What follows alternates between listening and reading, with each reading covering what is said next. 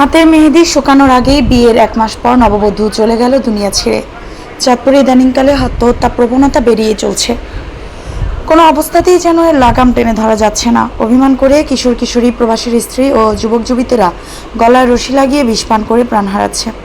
তেমনই একটি ঘটনা ঘটল চাঁদপুর সদর উপজেলার 10 নং লক্ষ্মীপুর মডেল ইউনিয়নের বহরিয়া মাঝি বাড়িতে। মেহেদির রং শুকানোর আগে বিয়ের 1 মাস পর স্ত্রী হাজরা বেগম চলে গেল দুনিয়া ছেড়ে। ঘরের ভিতরে হাজরা বেগমের দেহ ঝুলন্ত অবস্থায় উদ্ধার করে পুলিশ। রোজা রাখার জন্য সেহরি না খেয়ে ঘুমিয়ে পড়ে হাজরা বেগম। সকালবেলায় নদীর পাড় থেকে মাটি কেটে বাড়িতে আনার জন্য শ্বশুর হান্নান মাঝি ও শাশুড়ি আঞ্জু বেগম কাজ শেষে বাড়িতে এসে পিছনের দরজা দিয়ে ঢুকে নববধূকে সিলিং ফ্যানের সাথে রশি লাগানো ঝুলন্ত অবস্থায় দেখতে পায়। অবশেষে চাঁদপুর মডেল থানা পুলিশকে খবর দিলে ঘটনাস্থলে ছুটে যায় পুলিশ। পরে লাশটি সুরতাল করে ময়নাতদন্তের জন্য নিয়ে আসে। এই ঘটনায় নিহত হাজরা বেগমের পরিবার শ্বশুরবাড়ির লোকজনদের বিরুদ্ধে দায় চাপানোর চেষ্টা করে। বিয়ের 1 মাস পর স্বামী সোহাগ মাঝি জীবন জীবিকার তাগিদে ঢাকায় ফার্নিচারের কাজ করতে চলে যায়। বাড়িতে থাকতো সোহাগের স্ত্রী ও তার বাবা মা। তবে কী কারণে তার স্ত্রী হাজরা বেগমের মৃত্যু হয়েছে তা পরিবারের কেউ বলতে পারছে না। এই ঘটনাটি পুলিশ সুষ্ঠু তদন্ত করলেই প্রকৃত রহস্য উদ্ঘাটন করা সম্ভব হবে বলে মনে করছেন সচেতন মহল। দেখছি মেয়ে ঝুল্লা রয়েছে, মেয়ের পাও বিছনার সাথে লাগানো, মেয়ের ফাঁসি যদি দিয়ে থাকে, মেয়ের পাও থাকবে এইভাবে। আমাদের ধারণা কি এর আগে নাকি ওদের বাড়ি থেকে ইফতারি দিছিল, আর নাকি ধরে না খায় না, মানে এই নিয়ে একটু ঠুংঠাং ফ্যামিলির ভিতরে ঝগড়াঝাটি। পরে এখন মেয়ের সাথে কথা শেয়ার করে নেই, কিছু করে নেই, হঠাৎ কিসের জন্য মারা গেছে আমরা বলতে পারি না। আমরা সকালে ঘুমের থেকে উঠছি, উঠে বাসি কাজ কুজ করতেছি, এর মধ্যেই ফোন পাইছি যে অমুকের মেয়ে গলায় ধরে দিছে। আমারই ফুপা শাশুড় এইদিকে থাকে, উনি ফোন করে বলছে যে তোর বাড়ির অমুকের মেয়ে গলায় ধরেছে। আমরা তো বিশ্বাস করি না। ওরা আইসা দেখি মেয়ে ঝুল্লা রয়েছে ওদিক ফিরা। হ্যাঁ,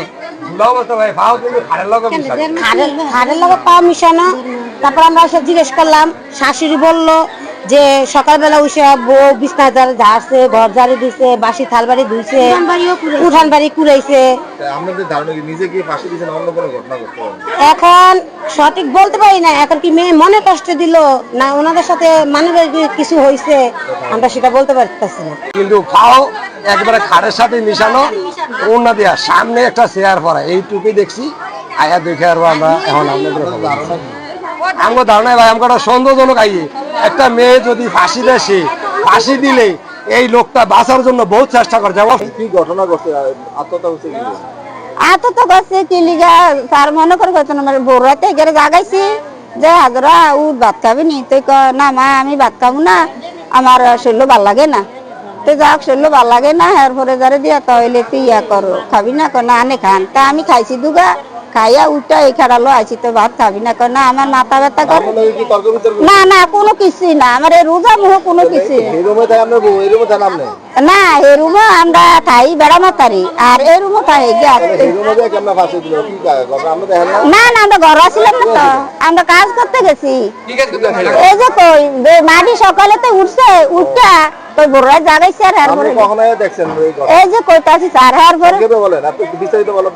তাইলে এরপরে আমরা মাটি আনছি, এগে সকালে উঠান করেছে, ঘর দুয়ার ঝাড়ু দিছে, দিয়ে টিয়া এরপরে আবার এগিয়ে যে করছে গার ব্যথা করে। তা আমি আবার ওদের ফুসকুনি তো আমি থাল দিটা দিয়াই না, তো আমি আমার স্বামী মাটি আনতে গেছি।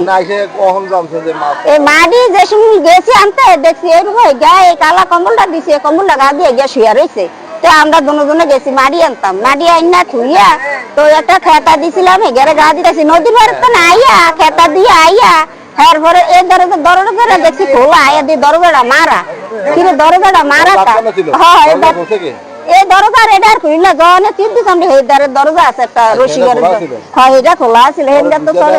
তো দিয়ে দেই যে নাকি লটকা, তা আমি আর আমার স্বামী সিউরে লগে এরপরে যে ফারুকরে কই ভ্যাকসিন দিছে একটা সব আল্লাহ 1 মাস না 1.5 মাস। এটা না না কোনো সমস্যা না, কোনো কিছুই না।